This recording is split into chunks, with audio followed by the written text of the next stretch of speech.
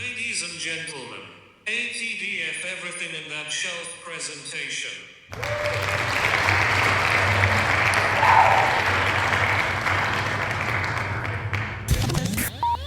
You're now rocking with TDF everything. Spoiled rotten.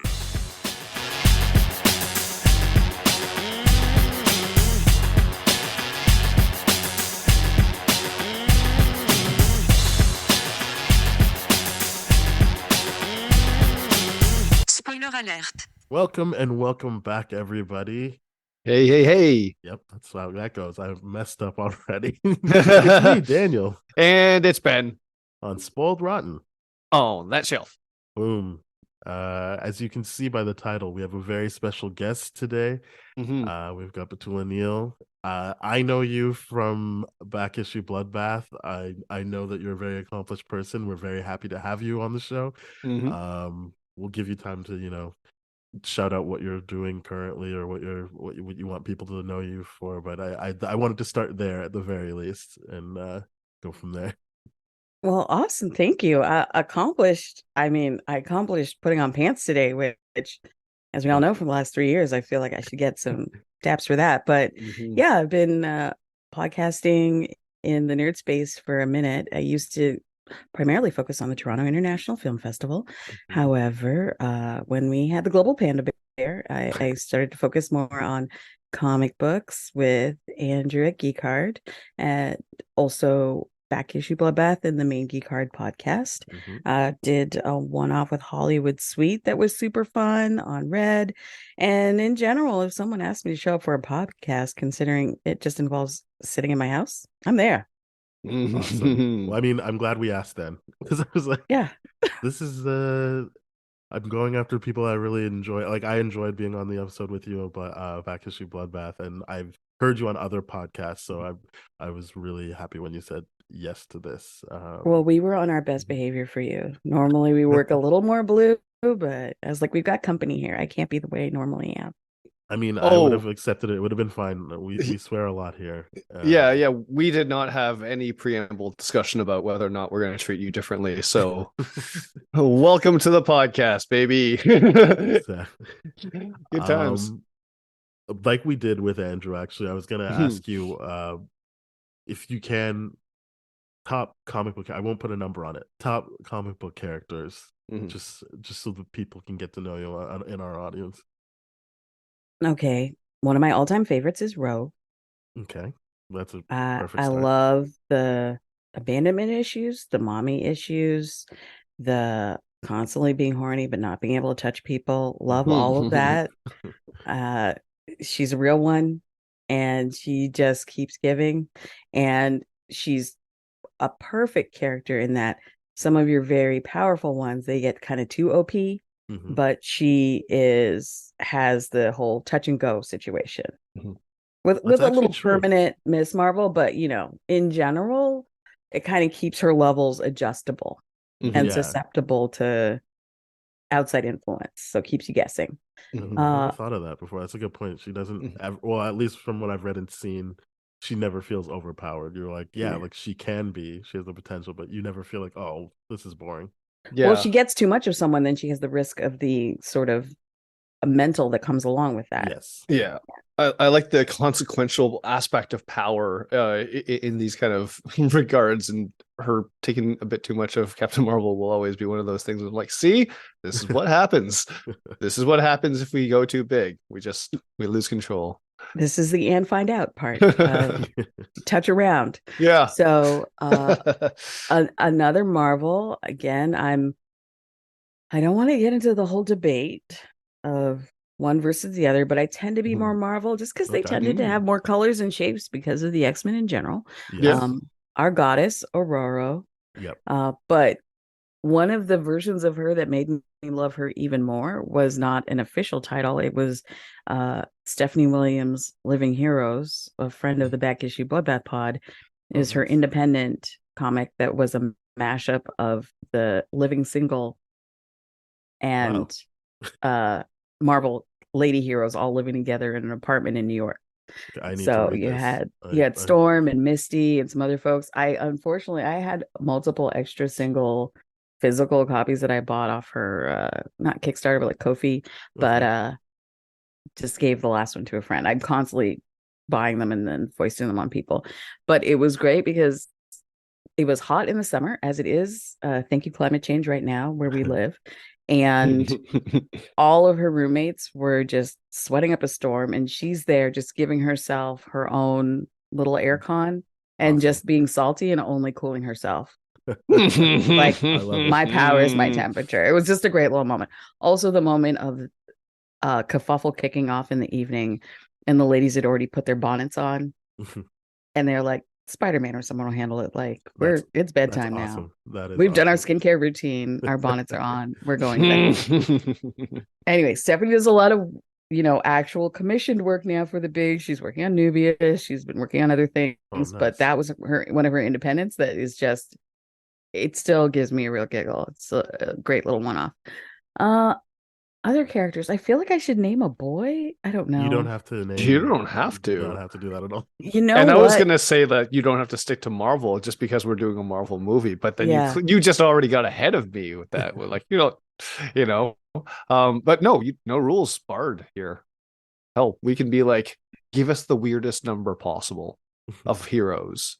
I'm gonna say, as I look around the room, I gotta say, I definitely do have a love for the whole Fables run, but especially, the big bad wolf, Big B. Like, all right, he's a real one. It was a bit of Columbo, a bit of bad boy, just needed the right lady to fix him and get him to settle down. But he also had some daddy issues. When the North Wind is your father, and he's just been out there blowing it everywhere, but not giving you proper parenting. So his run through Fables, like, there's more fun people in Fables, like Jack, who gets his own spinoff run. Cinderella, love that her day gig when she's not out being a spy assassin is a shoe store. That's her cover. That's awesome. Because Cinderella. But Jack is really he's more for lulls and vibes, but Big B Wolf he's a real one.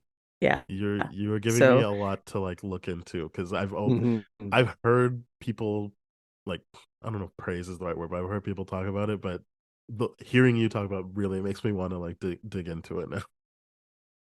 And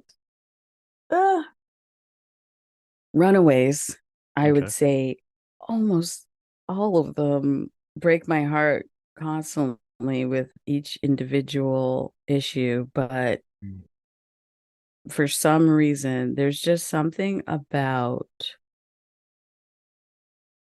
uncharacteristically the white man, Chase. He has bad daddy issues. He's the least powered, but he's such a good boyfriend.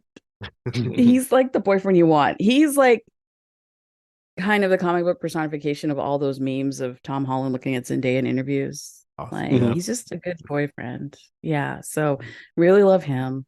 And you know what? I'm going to say, from an independent that I read 100% just because I love Keanu Reeves, because who doesn't? Yep. B from Berserker. Okay. There we go. Because who doesn't love a little uncontrolled rage? So he's sort of taking the Wolverine spot that previously was always there, because he is the best at what he does. True. Even though what he does is very nice. But B's basically Wolverine, but make it Keanu Reeves' independent comic. Yeah. That's a very good list there. I like that. Yeah. I love it. That's some big fan of that list.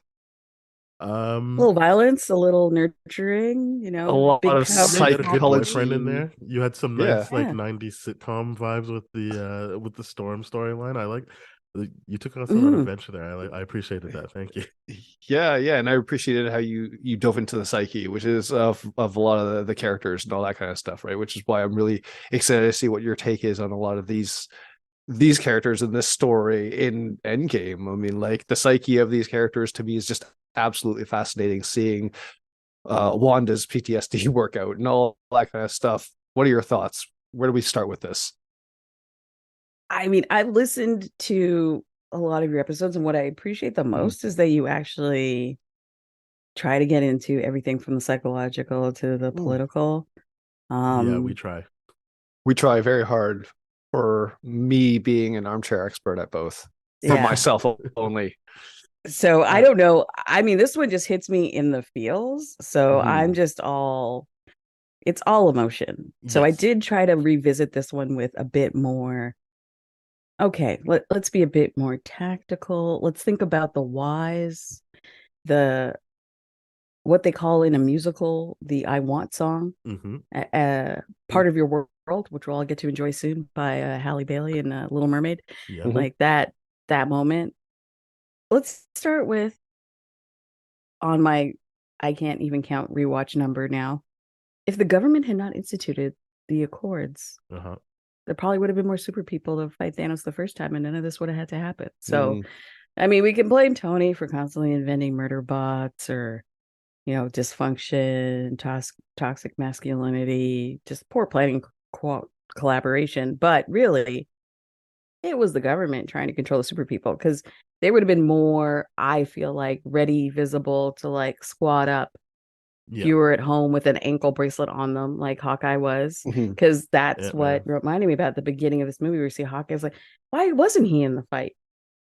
Yeah, he's a good, if not general, sort of. He's great in a skirmish, as we saw in the first Avengers. Like, gets a high point, keeps a lookout, just like how he's introduced in Thor. So, him not being on the field, what a waste. Yep. Yeah. Here's I think I bring up this Avengers stat, but the amount of time these Avengers actually win in the movies is they only win with Clint on the team. Every time he's not on the team, they always lose. So it's a great formula. He's adding the intangibles.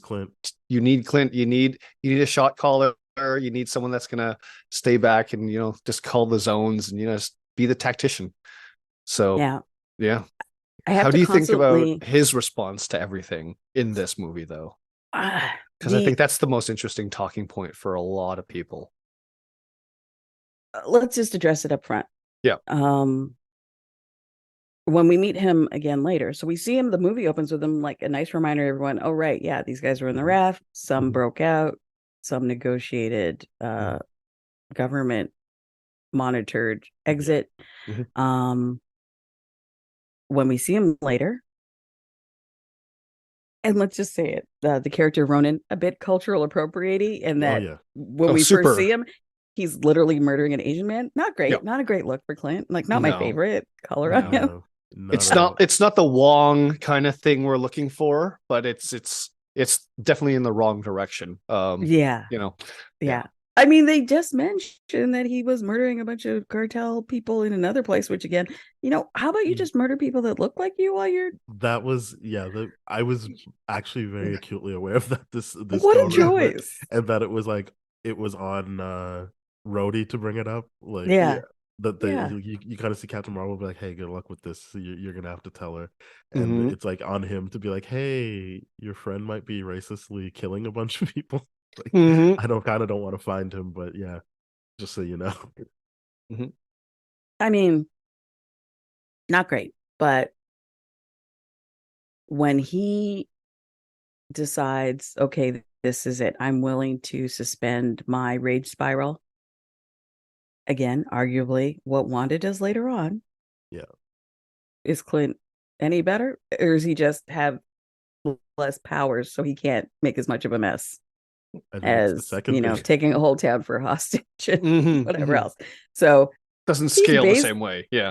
And fast forward to the end, it's interesting that we see the two of them together in their moment of yes, they know, and then we flash back to Ultron, regardless of how you feel about it. That moment of he explains to her, if you come out this door, like, now you're an Avenger. So they've had these like moments throughout the whole situation, and it's like maybe the two people with the poorest coping skills shouldn't be work buddies. Let's not pair these kids up for the next group project. It's not. It didn't work out great for either of them. But I love, you get the payoff because the movie opens with him. So when you get that brief moment of joy before everything blows up and he sees his wife on the phone, he sees Laura calling him, and again, you remember in that moment, oh, right, this guy's like, this is Hurt Locker level acting. This is it. This is why people keep hiring him. The It was acting, beautiful. I Yeah. mean, maybe I'm going out on a limb. I felt like the acting all around. Because I was also rewatching this, knowing my bias for just loving the movie, as you said, emotionally, it makes sense to me. Mhm.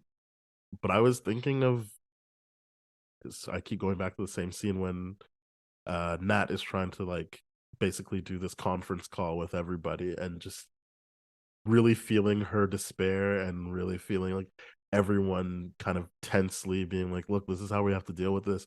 And Mhm. thinking of all the times where, and I'm not going to turn this episode into a like defending Marvel movies thing, but like thinking about how people like to make fun of how like glib it is, or how like they always try to undercut stuff with a joke. And I'm like, no, this movie really makes you sit in the feelings and Yes. watch people be upset and process things. And Mhm. I think that the acting uh steps up to the material basically, Mhm. and it doesn't, I don't think that they're playing it just for laughs or trying to set it aside. I think everyone, when they need to, is hitting their emotional beats properly. Mhm. Mhm. Paul Rudd does a good job of giving you that, because the explanation is, hey, I didn't know, I just showed up, kind of deal, right? So it's kind of like, okay, this character has the appropriate tone for all of this. But when it's like like if the Hulk were just joking around or whatever, it'd be like, but what is happening here? but So even Paul I'm Rudd glad you isn't pointed that joking out. around when he's No, talking he's not. about like Hope was my, she's my, and like just him trying to process Mhm. what's happened here, and also I feel like try and be like, maybe I thought it was more than it was. Like there's a lot of emotion going on through that. He's not joking around at all. He's being dead serious. And No, like 100, yeah, 100%. I'm more talking about those small moments where he's like, I think someone peed my pants. I don't know if it was but old that's a me. funny Like scene. Like exactly. everyone's Like being funny in that scene. he Yeah. gets to do that, and I like the fact that it's because of the writing in this movie, and it doesn't feel off, but it feels good at the same time. Every emotional hit note is hit really, really well, as you said. It's great. I love it. Well, what I like about that is he's the one Avenger, at least that's prominent in this film, that didn't experience the Yeah. blip either way. He didn't get Mhm. dusted. He didn't experience the 5 years of like grief and Missing trauma and people. missing Yeah. people and becoming a camp counselor like Cap did. He just thought they forgot him for a few minutes. Yeah. And the next thing you know, Quantum Rat, the real hero, Mhm. hits a button and he's in a dusty storage with yet another former community cast member. Mhm. Thank you, Russos. So he would be a bit more manic and jovial than Mhm. everyone else because he hasn't had a chance to process it. He's missing Hope and everyone Mhm. else. But his daughter's there. Okay, yes. Mhm. She's grown a lot while he's been away. But guess what? Prison daddy's used to that. Right. He just He's got out of used to jail just in the coming first. back after a bit and being like, okay, good, you're still here, Cassie. But even Yeah. like I loved his delivery of "you got so big." Oh, Yes. oh, Fantastic. so Yeah. big. Yeah, yeah. And in your head, you're flashing back to the, ugly doll birthday party. So Yes. ugly. I love. Mhm. Yeah. Like that kid's always just super happy to see him, which, Quantum Media, whatever. This version of her reaction and his whole energy makes sense because he didn't have to go through what everyone else did for those 5 years. So him being a little more glib, a little more bouncy, like feeling the grief, but he came straight out, had an idea, saw his daughter, Yeah. and then like, let's go fix this. So he didn't have to deal with it for like but No. a smooth 5 minutes compared to everyone else. Mhm. Mhm. Yeah. And did love that the idea was he got called out for, entirely based on Back to the Future. Yeah. And I'm like, and this is great. yeah, burglary. He's basically Bilbo Frodo. Like, Yeah. yeah. He's That's all where his about just plans being the will always come burglar. from. Yeah. Yeah, yeah. He's If we the can go back schemer. time, we can steal this stuff. Great. Mhm. Only a thief would, like, he does a lot of things too. Like, I like in that final moment where he's like, it's him and Hope in the van, where he's like, oh, I got to hotwire it. I'm like, yeah, out of all the Avengers, yeah, you would probably know how to hotwire a van. This is great. This is great writing. This is great material. He's being put in the right spot, and he brings a lot to the table. Yeah. Oh yeah. It's 100%. great. Yeah, the I other really guys like would Paul be Rudd in like, this. Thor, give me a lightning boost. He's like, nah, I got Yes. this. Yeah. Yes. Yeah. He's like, no, I'm gonna hold you in my hand and then grow, and then y'all are gonna be good, and then we're gonna pose for the final battle. It's great. Good stuff. I take it from your thing, or maybe I shouldn't assume anything, because one of my favorite characters, not because I want to be like him or I think he's a good person, is Tony Stark in all of this saga, because I mean, well, one, he was the first one, so I feel like they put a lot of effort into making you at least confront his stuff, even if you didn't like it. It was in your face, and I thought this movie in particular, like he had the through line of, I feel like since Iron Man 3 of not being able to sleep, and so like that setting up early on of Pepper being like, you're not gonna be able to rest or whatever, and obviously her last words to her is, "It's okay, you can rest now." I that really worked for me and almost made me forget all the shitty things he did. I was just like, poor guy. Like, this is the only way he's gonna rest. He's gonna have to die because he's never gonna leave this alone. This is gonna be something he's constantly coming back to. They set that up all the way from like I think Iron Man 2 is the one where no Iron Man 3, yeah, when he just can't rest and all that. It's great stuff. There's payoff for like literally all the small little things throughout the whole saga, and it's so much emotion, and I love that you said that, because it's in the beginning, it's everyone processing their trauma and like different levels of toxicity and all that kind of stuff, like easily portrayed through the acting and the writing and all that kind of stuff, and that emotional connect with the content is just fantastic. His opening, where you have that beautiful lighting on the Milano, and he's curling up for a nap in the Ravager's jacket, and Nebula tucks him in the chair, again trying to get him to rest, and or just slowly die from exhaustion and starvation before he thinks he's seeing a light, and it's just Carol.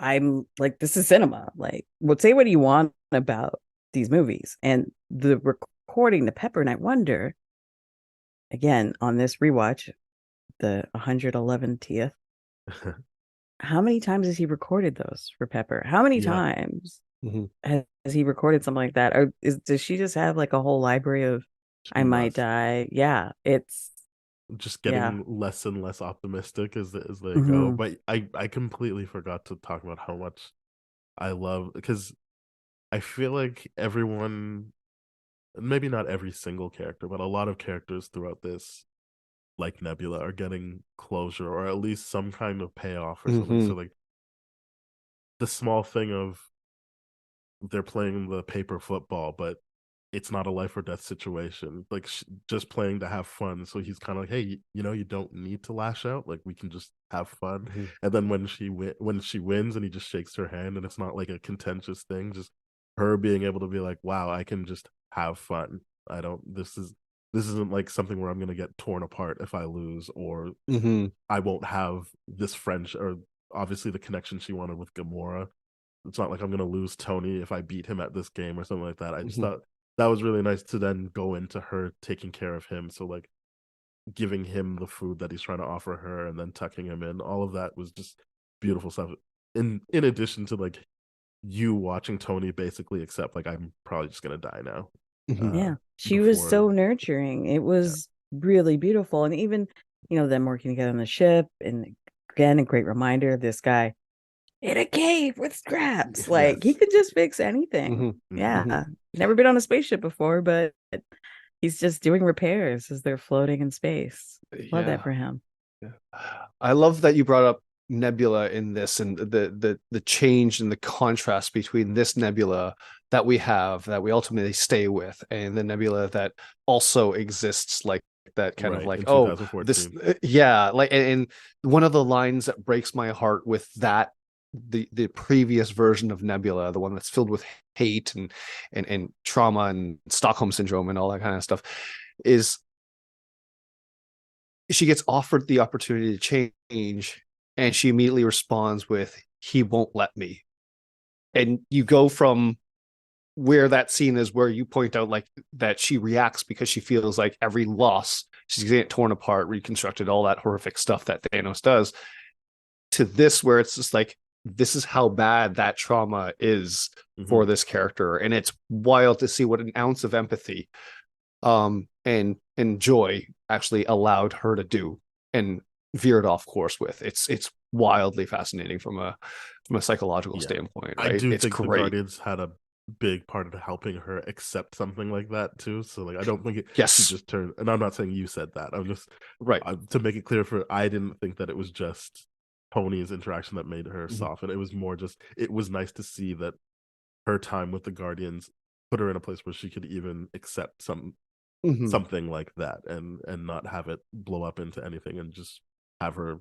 It's kind of a shame they don't really have any scenes together after the ship to like continue that relationship. Mm. Not something that ruins the movie for me, but I was aware this time, like, oh yeah, this is the only time they're gonna have to like bond. Like it would have been nice if like there was a throwback during one of the prep scenes where they're like, you know, a montage kind of situation where Yeah, let's fix this ship, and like she pulls up the wrench and doing it together like the first opening scenes. Like that would have been really nice. But you're right, it doesn't break it, but it's No, probably an extended cut somewhere along the road. I'm sure it was I'm sure they've conceptualized. got something. Yeah. Yeah, she does also have that nice little moment with Rocket when they hold Yeah. hands I love when that scene. Tony's back. And again, there's a lot of things about this movie that I love, that they kind of just trust us to figure it out or assume this happened. So we Mhm. know before from the end credit sequence that they had the pager. Mm-hmm. Yep. Carol came. So they sent Carol to go find Tony. Yeah, I was surprised that She they didn't just trusted us stumble with that. across them in space. Yeah. She just happened to fly by them. Mhm. Yeah, they said, you know, They were your probably school like, "Hey, we need bus, Tony and Tony. Nebula." Yeah, like he got that other stone somewhere. Can you go have a look? Mhm. This movie makes someone do their homework in order to fully understand the complexity behind it. And it is a highly complex movie when you consider the fact that it's ending off all those saga arcs, you know, that have been hanging for such a long time. And then this is a great payoff for sure for a lot of people. And like you said, Daniel, like earlier, where there was a lot of characters that do have their stuff as payoffs, and then the other ones obviously, oh yeah, that's a story arc for the next kind of saga, like the Guardians and Thor and all that kind of stuff, where he doesn't exactly get direction, but he's like, I know what I don't want to do. And I'm like, Well, good enough for you, bud. That's no, great. I think the whole Thor thing Mhm. works in terms of he's definitely someone who's getting closer with by being able to speak with his mother. Oh yeah. And that's what prompts him to be like, hey, maybe I am still worthy based on what my mom said, and that's how he gets Mjolnir back. But Mhm. yeah, I definitely think he's got his closure. That his closure was, oh yeah, I'm trying to be the king of Asgard when Mhm. I can be me. I will just do my thing and not try and live up to that thing. Mhm. Mhm. I just made a salad for dinner. Is that because of Rene Russo? I almost never make salad for dinner, especially on a Friday. But I rewatched it twice this and week, so I'm and you wondering if think she that got in there was somehow. Here's the thing: the whole um, I'm not gonna say relaxed fit Thor. mhm. At the time, different people looked at different ways. I'm going to say, especially after the global panda bear, Mhm. because it hits very different. Like Yes. for Yeah. every friend who got a Peloton, there's 10 more that I wear track pants every day now. Yes. So the whole Thor thing, it makes so much sense. You're going through something terrible. You can't do your normal routine. Mhm. You don't have access to most of the people you've interacted with before. Mhm. You're suffering loss, and that loss is continuing to be felt. Mhm. Mhm. Maybe your CrossFit regime isn't your top priority. Maybe you're Mhm. just gonna stay at home and play Fortnite with your buddies. Yeah. I'm And so Yeah. glad you said that. That is exactly how I felt. Like I think I can't imagine this is the first time I've seen it since the pandemic, but it felt like it was the first time I'd seen it since the pandemic, and I was just like, yeah, like the Thor stuff really is like, It ages better because of the pandemic. It ages yeah, like they better. didn't know this was Mhm. coming, but it just The whole it thing, like doesn't the come off whole like a joke world, at all. Like yeah, the whole I never world went thought it through did, but something, and most people, Mhm. at least for a certain period of time, became a little more sedentary for a minute. yes, Mhm. Mhm. yeah, I do love that you bring that up on a personal note because of what I do for work. I do talk to a lot of people about the nutrition habits that they've changed during the pandemic and all that kind of stuff. And there's a lot of that. And the message I like that is so much more amazing in this movie is that Thor, without having to go through a ridiculous weight loss sequence, is worthy. And for that message to be like, hey, for all of us that have gained a few pounds and all that kind of stuff and have, not been moving quite so much because our work environment is literally a few feet away from where we sleep, we are still worthy. We're the same people. We just shift in lifestyle. That's what it is. And in I love his exploration of PTSD is by far one of the best things I've ever seen.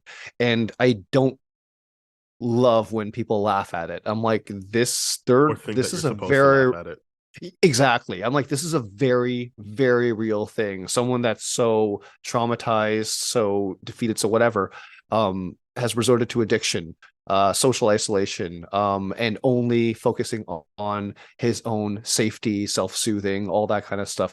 It is an absolutely fascinating thing to see. And I love the writing in this story the most. When the lightning strikes, it's not that he gets back into his body, as both of you've already said. It's just it's such a special moment to see that, like, all that happened is he looks more like a Viking now with the braided hair. It's not and dual wielding. He unlocked dual wield in the theater. The first of the 4 times I saw it in the theater, I legit screamed out loud, "Dual wield!" Awesome. That's good. That is great.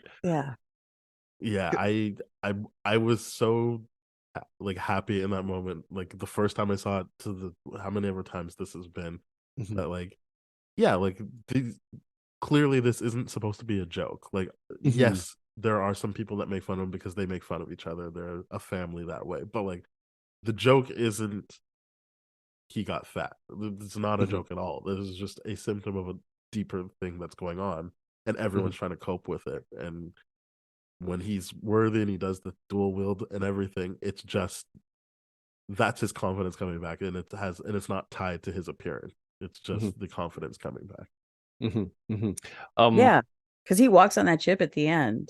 Yeah, as Guardians of the Galaxy, and he's like when he had when they first met him, like a bug on the windshield. He's still ready to take over and give Quill the business because he's got that big Stormbreaker energy. Exactly. Yeah. Oh yes, that's great. I love it. I love it so much. Should we talk about Black Widow? Oh yeah. So I think the first time I watched it, I've kind of stuck to this, is that I understand that it sucks that the only original member who's female dies, but in terms of talking about kind of completing people's story arcs, it's like, yeah, she had that red in her ledger that she was never going to feel was cleaned out, other than this sacrifice she can make for her friend in the moment and for the world, but for her friend in the moment, so that he can still have his family. I thought that was nice, but I understand how people might be like, oh, they killed her off. It's just, for whatever reason, even without the knowledge of the Black Widow movie, I was just like, yeah, I could just see her being like, this is me helping my ledger and doing the right thing. But I don't know, how did you feel about it, Petula?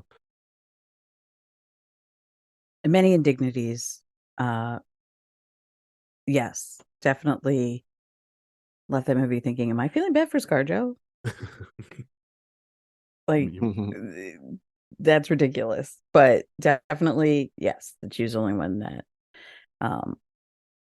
was killed out of the originals. So kind of, although we know from Loki, that doesn't necessarily cut off your future coins, but we know she doesn't necessarily have a great relationship with them now, due to the whole lawsuit. So whatever. But a lot of what they did in Black Widow, regardless of how you feel about the movie, and again, unlucky indignity for her in that she didn't get the whole rollout and the yada yada yada due to, the world being broken and covered in plague. The moment when they're talking after they've come back, and they're like, did she have any family? We're her family. And now we know that she also had another found family that, we assume all blipped. It makes it even more poignant. And That the she whole might be. vest and everything, like that little mini retcon moment, that Mhm. those bits of backstory that they give us on Black Widow, not only does this movie reward the person who's watched everything up to this point, this movie rewards people who kept watching after. Right. And that's why on rewatch, it continues to be different, better. So Yeah. you'll never have that moment again of like seeing Thor do it for the first time, seeing the Cap do what he does for the first time.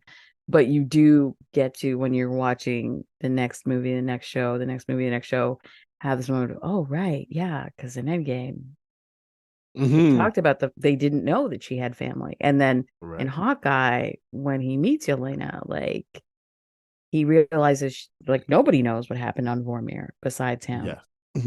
Yeah. So I will say, I love that she was the one that was holding it down and become sort of the administrator type. You become almost all of her absent dads in that way. And because sort of throw Nick Fury in there as well. Yeah. And she also was the most empathetic and willing to forgive with Clint.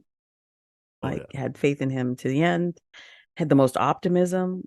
Was just like, look at us, we're going to space. This is awesome. Because some of that, like, at points, we've talked about how Ant-Man was the only one who was super hyped because he hadn't gone through all the trauma, but she was still able to find those moments of joy and excitement in what they were trying to accomplish. But that was so sad on the rewatch, because I think she says, I'll see you in a minute. See you when we get back. And then it's like, no. She says in a minute. When you watch it, you're like, no, you won't. And that's the last thing she says to the team. And it's like, she's got her family back, and she's happy that they're on a yeah, mission. She's like shimmying. She's doing like the Shaq shoulders almost when she says it.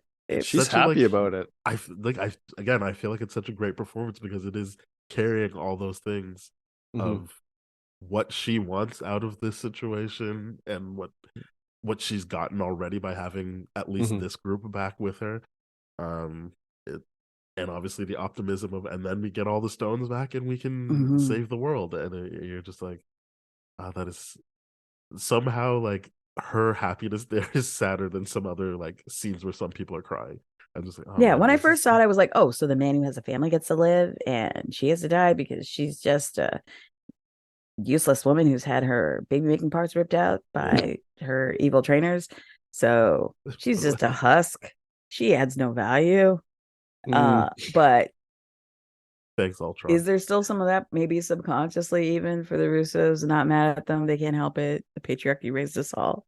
Sure. However, or was it McFeely? And it's Marcus and McFeely that wrote it, but it takes a village to decide of all the original Avengers to just screw the woman. But whatever, it's fine.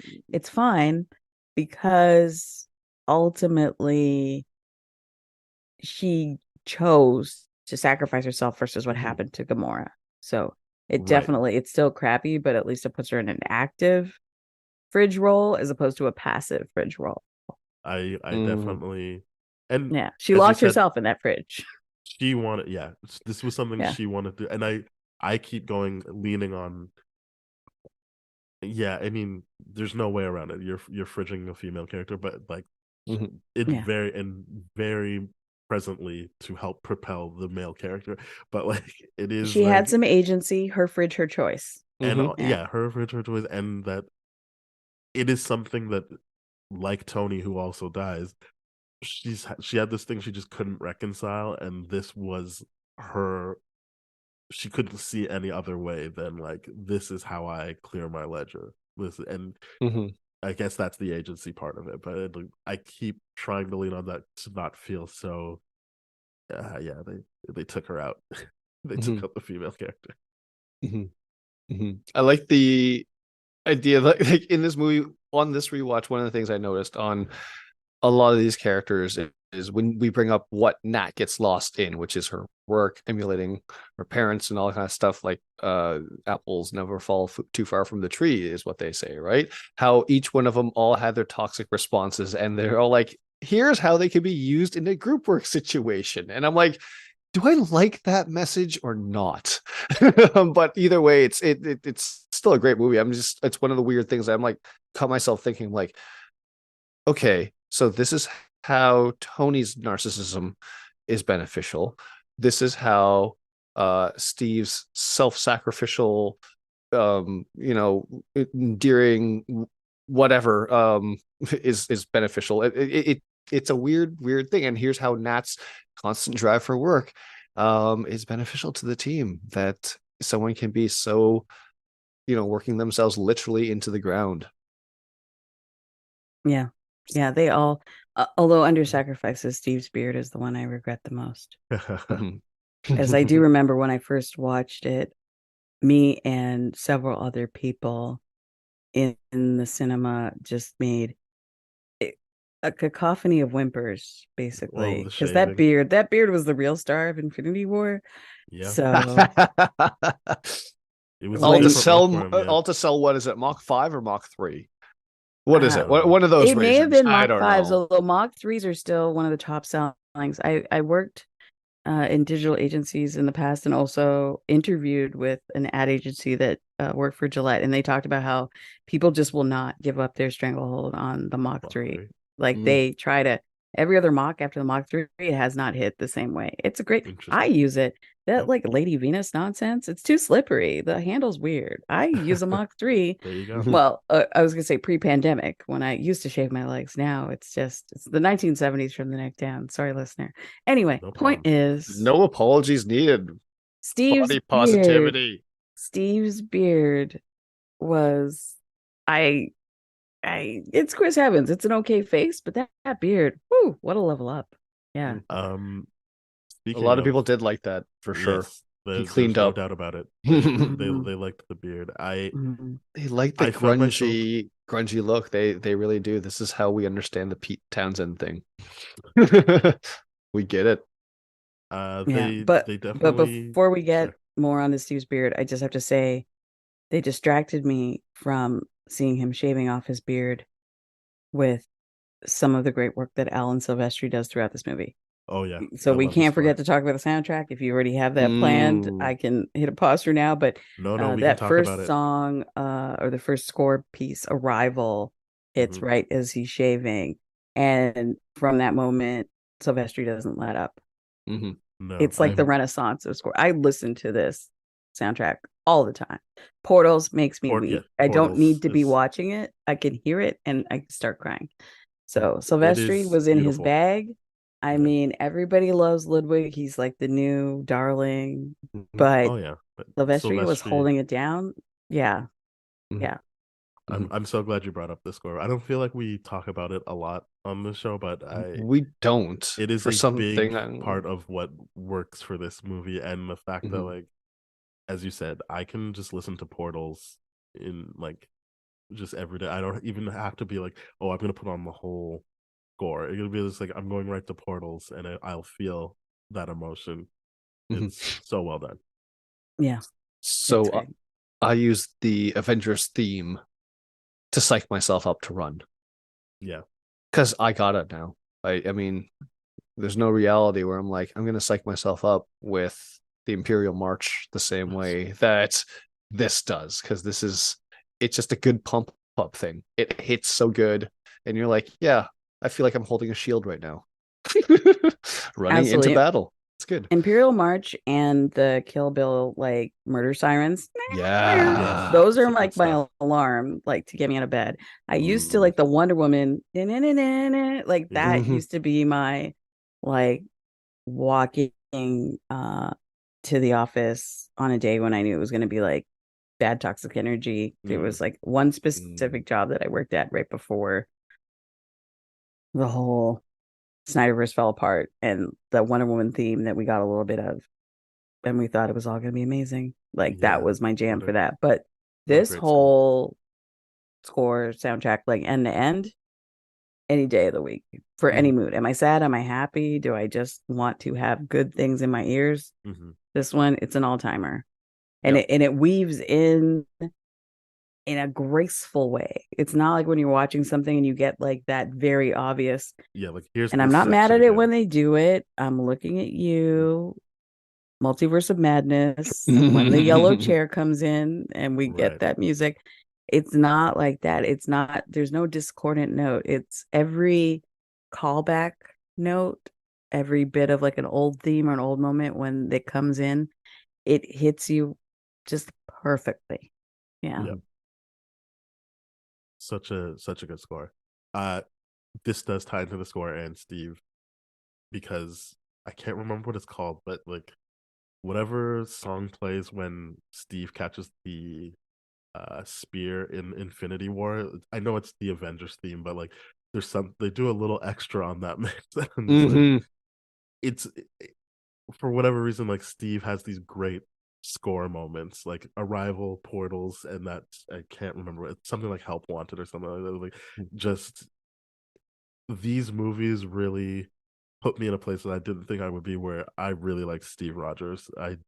In the comics, I didn't read a lot with him unless it was an Avenger story or he happened to be in the thing, but I was just kind of like not into it. But yeah, the MCU Steve Rogers really worked on me from, and I know that's still part of what he is in the comics, but just for some reason Chris Evans saying like, oh, it's not about like where you're from, I just don't like bullies. I was like, I'm completely on board with this guy. Yeah. Until like till the very end, I'm on board with this guy. Till the end of the line.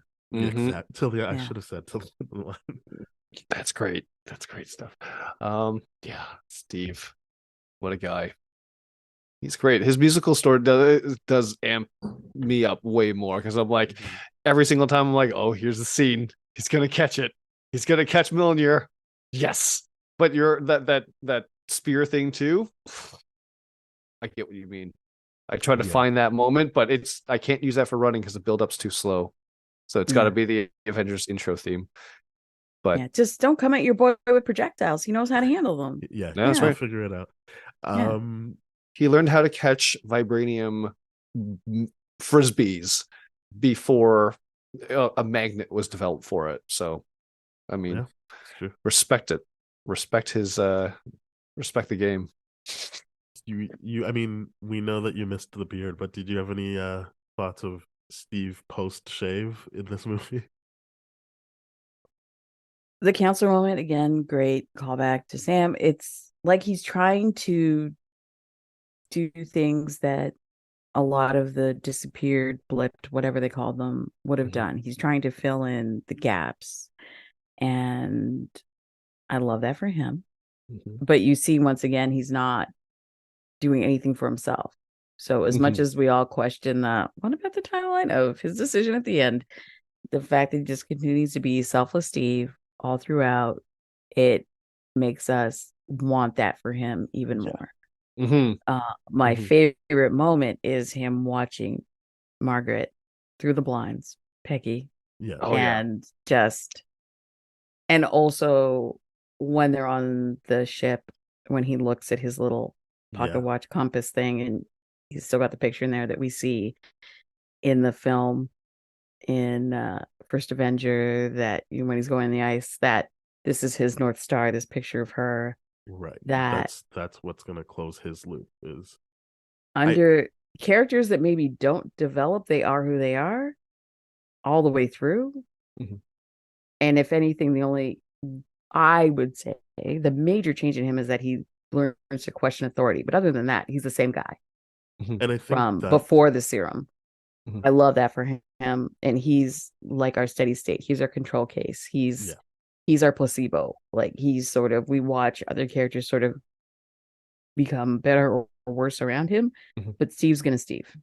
And I think that's what they set up in the first movie, is you give him the serum, is he gonna turn into a Red Skull? Like, yeah, he's not gonna be as evil, but is he gonna lose that humanity the way Red Skull did? And so yeah, he's kind of the inverse in terms of, instead of becoming less something, it's just, can he hold on to this thing now that he's basically godlike? Can he hold on to what makes him a good person now that he's got the powers to not have to care about being a good person? I did wonder if during the blip time him and Nat just smashed occasionally, just like a comfort bang. I feel like they it must have was at implied least that once. that happened I also during doubt like, it. the Winter Soldier stuff. Like I thought, mean, we learned in She-Hulk that Captain America, yeah, so He gets down, but he does fuck. I mean, the way they were sitting across from each other with the sandwich kind of thing. I mean, that does not have any sexual tension there whatsoever. It is, and maybe that is true. Maybe they banged once, Well, I and think we're like, this isn't or going to maybe no work. need for sexual maybe it was like tension a at that comfort point. thing. Like Yeah. the way he rolled in the evening, just in his t-shirt, sort of like, am Yeah. I staying over tonight? I wondered, it wasn't text, it wasn't sub. I was just like, they're two attractive people. They've had, flirt under camouflage moments before that I thought that's escalated what he kiss. was That was trying a to good one. imply to Hulk Yes. in Ultron when he was like, "Wait, what do you mean you know what she's like?" Like, I Yeah. thought it was kind of just like, "Yeah, Yeah. don't worry about it." I We mean, all I like just that. wondered if during the blip, because there's some sort of weird moment, a couple of weird moments with her and Bruce Yes, yeah. that I They don't kind of think just they made decided up. to And give up on, I guess. No, they just yeah, gave up on that storyline. yeah. I mean, it's 5 years. You're telling me, Yeah, and who else could really? I'm just saying. not Maybe something they I were. considered, but I don't think I can Maybe they were completely rule comfort it out. buddies. I don't even Yeah. feel like it was like a rare situation. It was more just like, It's a necessity situation. It's like, hey, yeah, pandemic your situation safety. again. yeah. Roommates. Do we want to try this and just Yeah. see if it can be transactional? Plus, he Whatever. could handle how rough she would be. There you go. Yeah. And vice versa. But I'm more like, who can handle her? It's like really Hulk or Steve are probably the only people can handle her, like really wanting to give her all. I'm just thinking of a world now where they did, and she's really into it, and of course is very vocal, and he just has language in the middle. There we go. Perhaps a light spanking. Anyway, Yeah, no, and then that's why into... there's no more tension between them, and then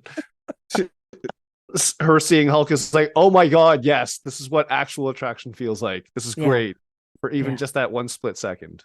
Well, off to some sort of archive to look for fan fiction of that later on. Like, it didn't occur to me till, again, the rewatches I did to prepare for this, but I was like, yeah, there's a little something there. I gotta wonder, because it seemed like of everyone, they had managed to come up with a functional working relationship, whereas there was still a bit of like tension and weird energy as everyone was dealing with their own stuff.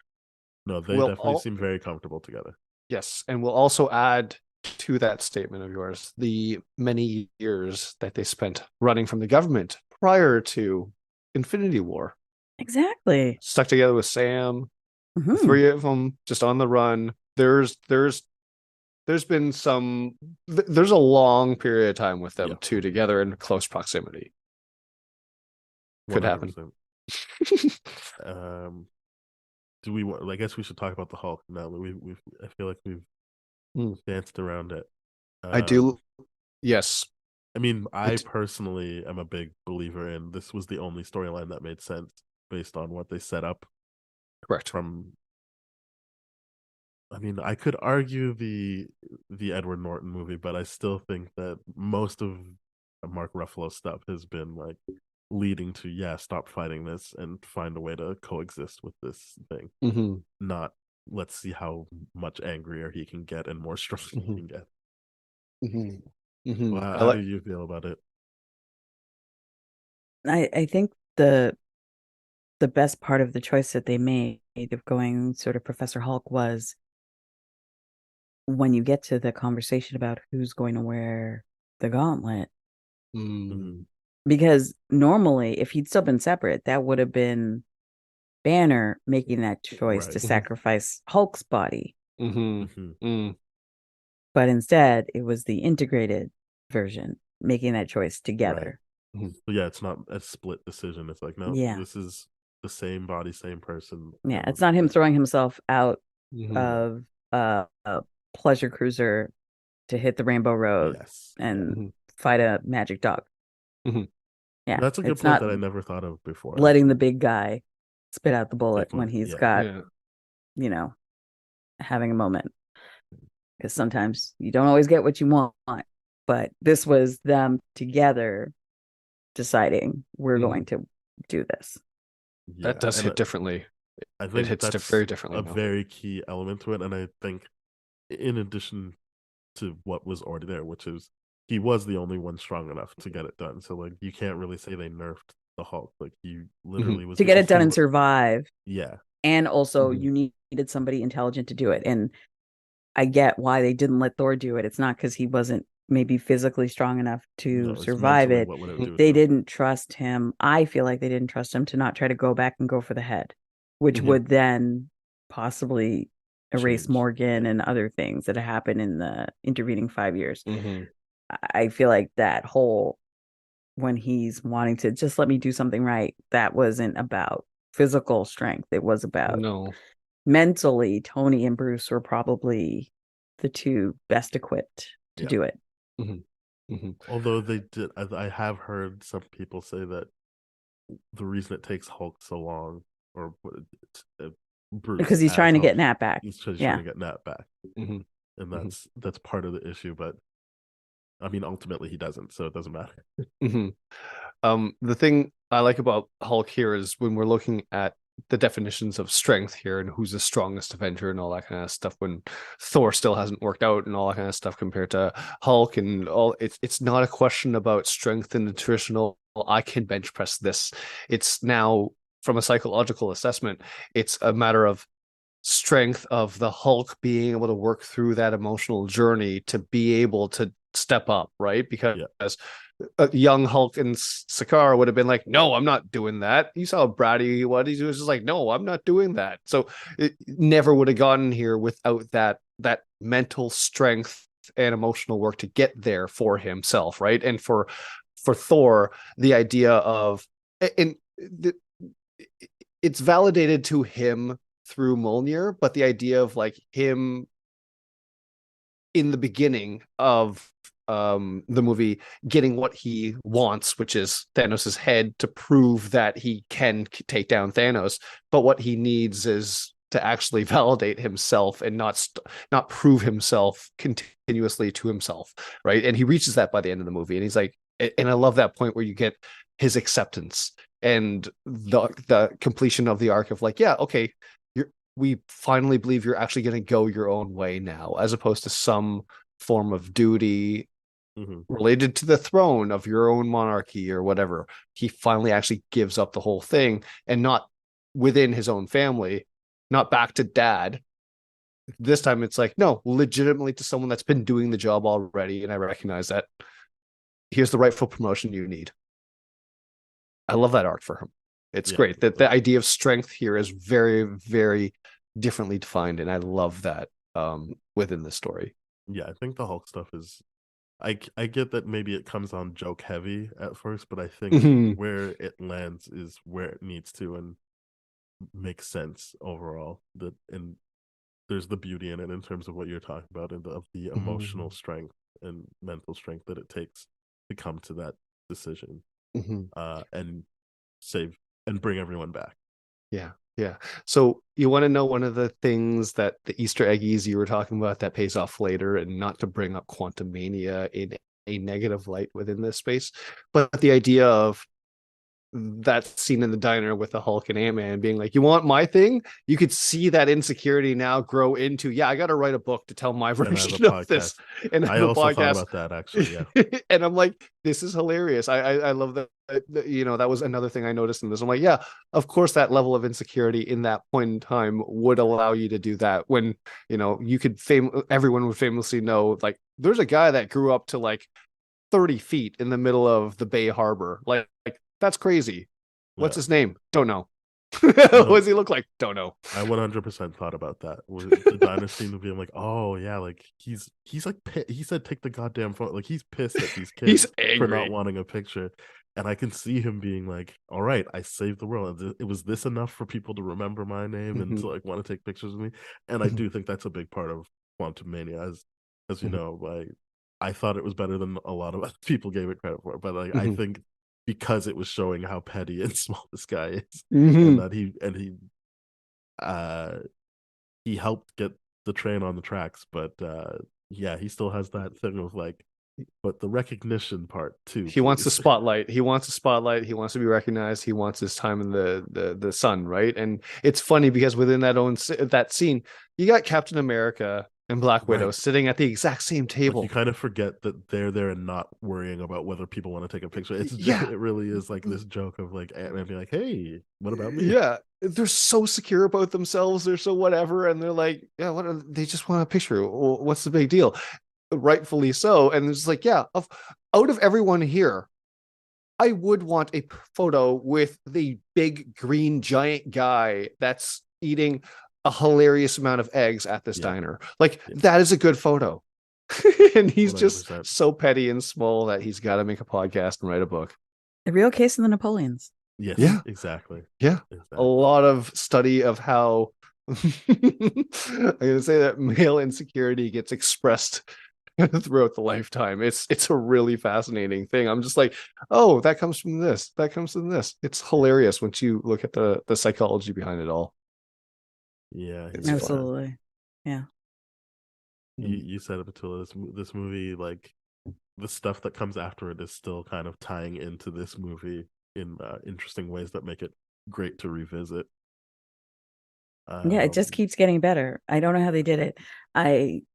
There's some weeks when my podcasting partner on Back Issue Bloodbath, he picks something and I'm like, "Are you a witch?" Because like even recently we did Death of Superman maybe 6 weeks before they announced that Cavill was gonna get ousted, and it just happened to go out that week. Like Andrew Wow. does stuff like that all the time. I've stopped questioning it, but this feels like Disney, Marvel, Feige, the whole situation, like the prognostication levels is just that it hits this way now after the Pananigan, after everything else, after all the content they create, after For Good or For Ill, however you feel about all of Phase 4, I still contend is basically just a study on grief. Yeah. And how different people process it from beginning to end. It's a perfect bookend of different ways to process loss. 100%. And it starts off with what is grief, but love persevering, and then ends with Shuri crying on the beach. And anyway, all I have to say, and then after going through Phase 4 and then coming back to this film, it gives you hope again to head into the next phase. That they'll reach this height again because they've got some building blocks in place. Absolutely. Let them cook for a bit. Yeah. I don't understand the criticism towards Phase 4 when I'm like, it took 10 years to cook up Phase 1, 2, and like this is a 10-year payoff. Why is the bar that high for you right now? Like, this is ridiculous. Why are we expecting this out of Black Widow? Why are we expecting this out of, like, there's a lot of movies there that are problematic, not great. But the thing is, I think when people criticize Phase 4 about like it was directionless, I'm like, I don't think you understand trauma well enough to say that, because it is it's entirely about grief. And to think about it, you're like, okay, wait, hold up. So you're talking to me about, we're not looking at how interesting the storytelling potential is of a situation where half the universe disappeared and then reappeared after 5 years, and now we're all going to have to start talking about it, and we're supposed to just assume everything gets along and is all good. Like when Falcon and Winter Soldier looked into the housing aspect of it, not terribly well, but they did. I'm like, this is legitimately good stuff. So I'm like, everyone hating on Phase 4, I'm like, no, you need to understand that we, again, like Hulk, need to work through our shit before we can have a Phase 5 and 6, which will have good payoff, I believe. Absolutely. And people would have complained if they hadn't dealt with it all. Like, how do you deal with the fact that you lost all these people, then they come back, but some people still lost people permanently? Asterix Loki, where you think he did, but he's still out in these streets. If they hadn't dealt with it all, then there would have been a similar amount of, like, you can't just, bell kick, like, hey, we won. Right. Like, there were losses before, after, like, again, Thor. Part of the reason why he didn't get a break. he had a bunch of loss, big fight, more loss, and then finally got a chance to deal with it, and it hit all at once when it's hitting everyone. So there was really nobody to check in on him because they were probably all dealing with their stuff. And by the time they thought to check in on him, he was already very much man at home on Fortnite. All of that to say, even throughout the fight, it's like you had a few reuniting moments, but everybody knew, like, okay, we got to deal with the task at hand first. So the rain fire moment was actually kind of the best, not just because Carol comes in, but also because you get to see little moments of reconnection. You get to see Rocket and Groot, like Rocket literally throwing his body over little Groot, like those moments of reuniting and protection in that part of the fight. Because again, some of these people haven't seen each other for 5 years and thought they were gone forever, but they didn't even get, like, the biggest moments, like the moments to just breathe and have a second, was that standoff across the field as everyone's coming in, and everyone sort of takes their spot, so it's like the most perfect comic book panel come to life ever. But there isn't a lot of hug, unite, cry, like, how are you, what have you been doing, like, it's just like, we have to go to work, we're back, time to fight. Oh, some of us are gonna die, and we got to process this. People, phase 4 is troubled in its own right, but it is about grief. It is about how these characters become very, very human and very, very real, because when we see them at the beginning, they're so incredibly human. For like Steve Rogers, for example, like doing the support group thing, like you said, mimicking Sam because he that's what he thinks needs to be done, right? It's he has the power to do so much, but it's just like, no, he's doing the other thing that needs to be done. It's pulling people together. And it's like I said, the different exploration of strength, because they tried brute force the first time, and Captain Marvel points out in the beginning, is like, well, you didn't have me. I'm like, that's true. Didn't have a lot of things either, but here we go, off to battle. I feel like there's another thing we probably have to address, just because it's such a big topic, but it's obviously the all-female gauntlet run thing. I feel like I said something like, oh, it was nice because they showed all of the women that can, like, have movies moving forward, but I don't even know where I land on it now. I've heard many compelling reasons why it's a terrible thing, but for whatever reason, as I said up top, my bias is that emotionally everything made sense to me, including that scene. I'll start with the absolute good. A lot of the personal kind of Instagram stuff, the behind the scenes of working on those days for those actors, getting to be with each other, getting to perform with each other, because for so many of them, they were like the one in their films, or if there was another woman, that woman was in opposition to them. Gamora and Nebula example there. So from the behind the scenes, let's say absolute good, or to put in Hulk parlance, I see this as an absolute win for these actors to get a chance to have that moment together on something of that budget, and have, like, this is your hero shot, line up, and do it this way. Love that for them. Overdue. It shouldn't feel like such a weird kind of cheap anomaly moment. It should happen all the time, but there's so often the balance is more like the end of the first Avengers, where there's just Nat at the table with a bunch of bros, right? Or Gamora with a bunch of bros, or with a bunch of bros, Wasp with Ant-Man and whatever. Like, so all of that. I'm not gonna lie, first time I saw it in the theater, actually the first 2 of the 4 times I saw it in the theater, I loved it. By the third time I was like, this again, it felt like a more obvious version of that moment in Infinity War. Why was she up there all this time? All of that, where you have Okoye and Nat and Wanda mixing it up with Carrie Coons. That was great because it was a little more subtle. Yeah, I would say that was definitely more This subtle. was the opposite of that. What I actually Mhm. liked more was the run up to this moment where they used Peter as baton Mhm. Mhm. between a bunch of the female characters, where he was getting, Right, like it's slung up flipped, and to he like Valkyrie, Valkyrie. whatever, and he's just being his most like polite little raised by Aunt Yeah. May self. Like, Yeah. nice to meet you. Just, oh God, what an adorable young man. Just love him so much. Mhm. So that moment, I would have preferred if they'd done something a bit more like that, sort of Mhm. have him constantly be saved by a woman throughout. So Mhm. not like the Aunt May moment later on in his film doesn't hit us and rip out our entrails. Right. But it would have even more of this. He's got the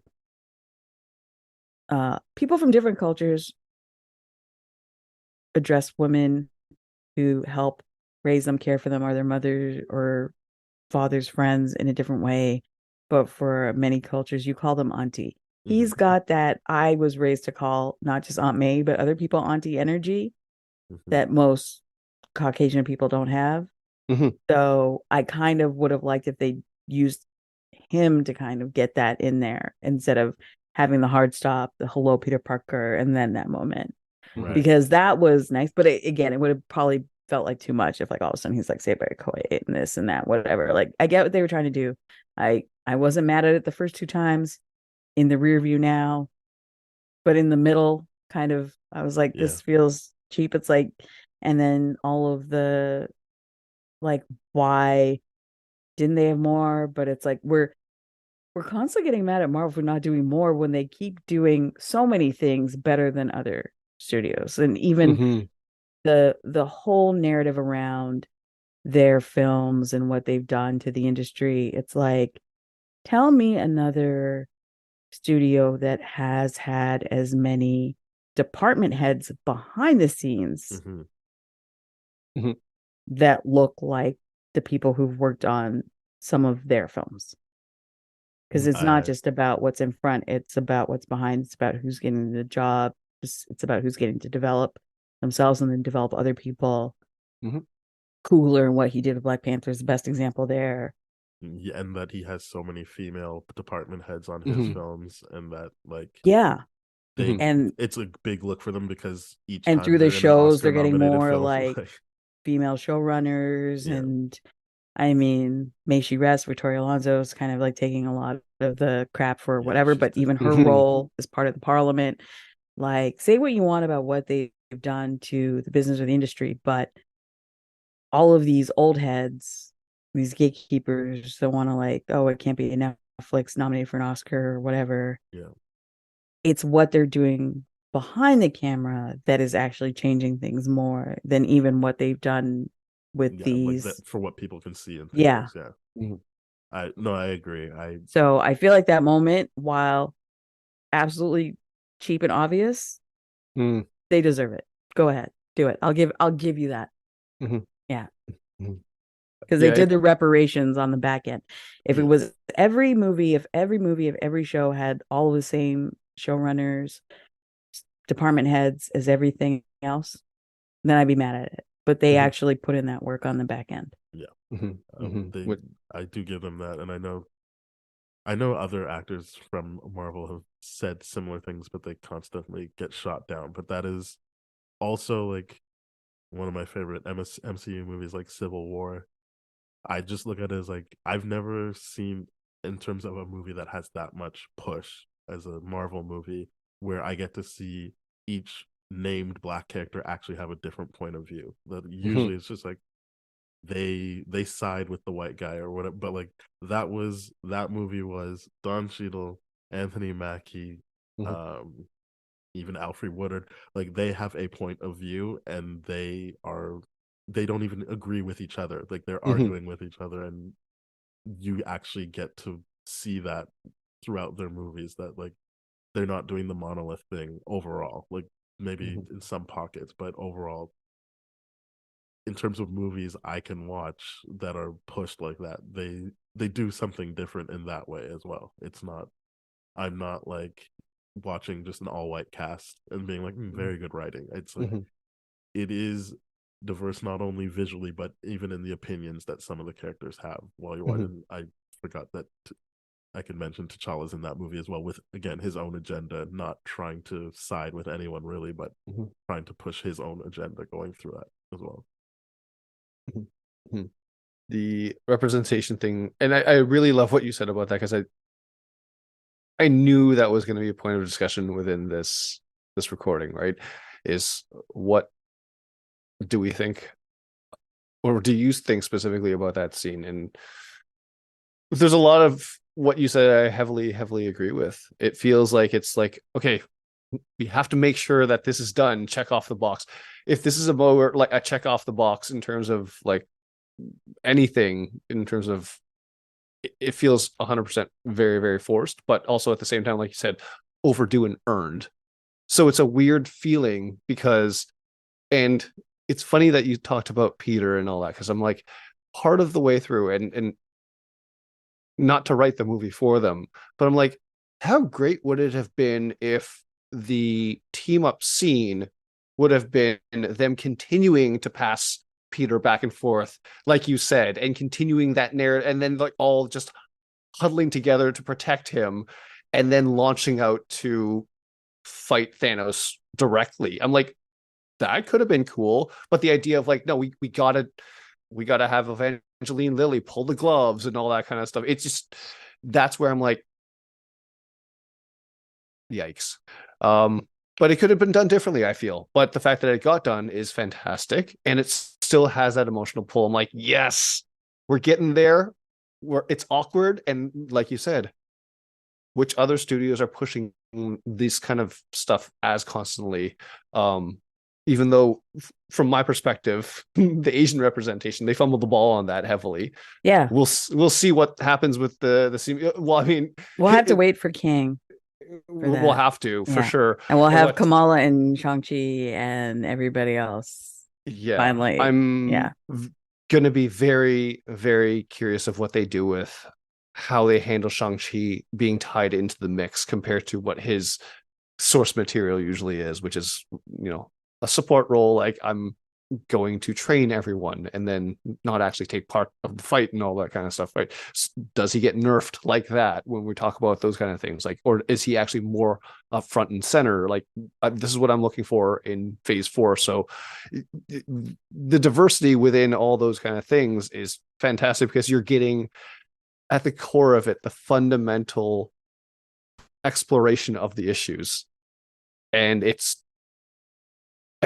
gets crapped on a lot, and even within this movie they have the LGBTQ representation in the beginning, and people critique them for that, right? It's not great, and they're just like, oh yeah, they took the feedback, they're like, you're right, we don't have good representation, so we have to put it in, but to be honest, we don't know how to do that.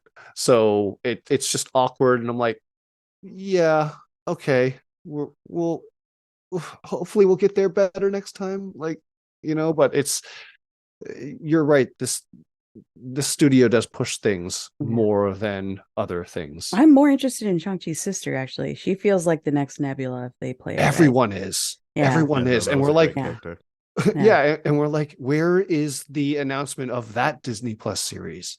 Yeah. Like, what? I want her to have scooped up all the Black Widows and recruited them to her little training camp. Yeah. I heard a great little thing the other day, is like, what if the Echo and the Shang-Chi kind of thing were to like tie together in some way? I'm like, that would make a whole lot of sense. That would that would work out really well, especially for what we don't know what she's trying to do there, but like, I think it would work out really well if they did that. But I don't know. That's just an idea someone had, fan fiction, not like the fan fiction we wrote earlier tonight. But and Kamala and her super supportive family. Yeah. Like, I love seeing that family in the trailer. Yeah. Her family is filling the emotional hole that they left when they did Aunt May dirty. Shouts to you, Marissa Tomei, one of the many godmothers of Zoe Kravitz, because again, her whole real life backstory is just as interesting. But it's well, guys, aunties. We lost a lot of aunties, but we're getting new ones. I think I think we've come to the point of the podcast where we rate this film. Petula, did you want to go first? Sorry, it's out of 10, by the way. Or do you want me to go first? I gotta give it a 10. I gotta give it Yeah, a 10. I'm I gotta give it a also 10 just because of how it aged. I gotta give it a 10 for they put in that work and they stuck the landing, yeah, for the score, for the casting, for somehow still managing to balance the time on screen for most of our mains and even the people who returned. Mhm. I gotta give him a 10 for letting the Black people come through the gate first. yes. Like, you have your You get Sam's Yibambe and you've voice, and got then you get Sam doing that beautiful swoop it's amazing. around. I gotta give him a 10 for making me forgive Tony for all of his sins. I love Yep. you 3000. Yep. Like, I gotta give him a 10 for like callback after callback, but for the way Peggy pressed up against his chest when they were dancing, reminding us of how she touched his Yeah. glistening, oiled Yeah. chesticles in First Avenger. She finally got to just snuggle up against those beautiful muscular teats at the end. Yeah. Kiss Yes. me once, and kiss me twice, and kiss me once again. Yeah. Like, even the callback to Good Morning, him in the balls. Yeah. You got both Like, somehow. I do like I like that so much, that callback. and every character they carried their notes through. Like, you have the music cues for the Guardians. You have, don't Mhm. forget Cumberbatch. Let your hand shake a little bit when you're holding Yeah. back the flood. Mhm. It does it all the way through. Cheeseburgers. Yes. I was so happy when they put your dad liked cheeseburgers. Cheeseburger. Even bringing the kid back from Iron Man 3, which I mean, no, I don't- did I wouldn't not give them a 10 for that, recognize. but yeah. And Yeah. finishing with Nick Fury, Yeah, the best there project you go. manager ever, the There you best go. to ever do it. Um, He had an idea. yeah, this was we just revisited Captain Marvel. He had this We idea. don't get the and then- moment of Carol finding out what he named them, No, but we I know mean, that's I'm why she puts assuming- up with their bullshit at the I'm beginning of the assuming movie. she heard they're the Avengers, but I'm She sure knows their it'd be nice- name, Yeah, it would be Mhm. nice if we saw her be like, "Thanks, but Fury." we know that's why she's putting up with their mess and why Yeah. she even bothers to show up at the end, because she knows Mhm. they're literally her babies with Daddy Oh, Nick. yeah. Yeah. As you said, this movie, it landed the plane. I don't think yes, Infinity War is this great movie, but like they didn't fumble like with this movie. Like they landed the plane. Mhm. I really only cared going into it about how they're gonna bring people back, and as we said, like it's got a piece of music that reminds me of it every day. Portals. It is a beautiful moment every time. I love it every time. They stuck that landing. They overall stuck the landing with a bunch of different storylines. So yeah, I'm also giving it a 10. Nice. I feel like I'm a bummer now.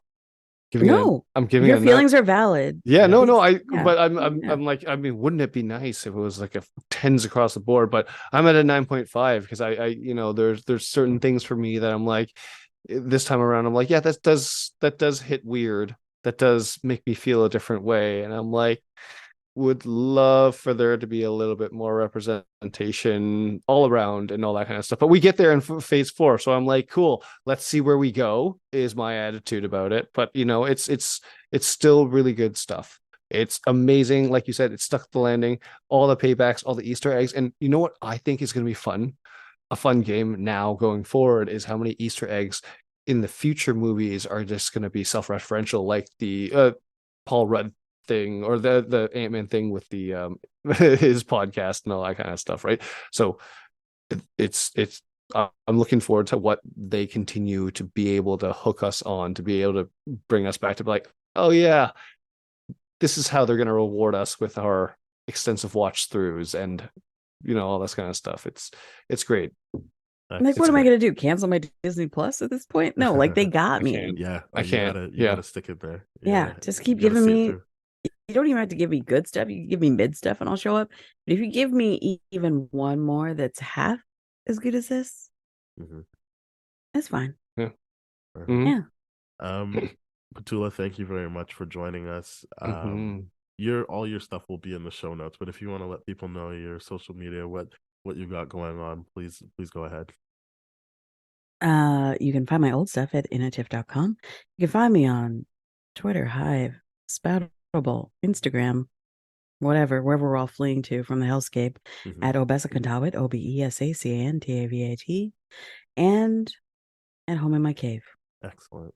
And yeah, as everyone knows, thank you very much for listening. We're part of the That Shelf Podcast Network with other great shows like Bad Game Movies, Black Hole Films, Contra Zoom Pod.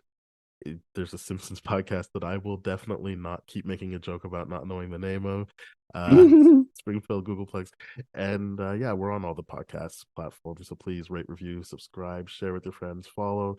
Our Twitter and Instagram is at TDF Spoiled. Our email is spoiledpodcast@gmail.com. So please get in touch with us. And yes, thank you very much for being with us, Petula. We will be back next week. But thank you very much. This was great having you on. Absolutely. Cheers. Bye-bye. I loved it.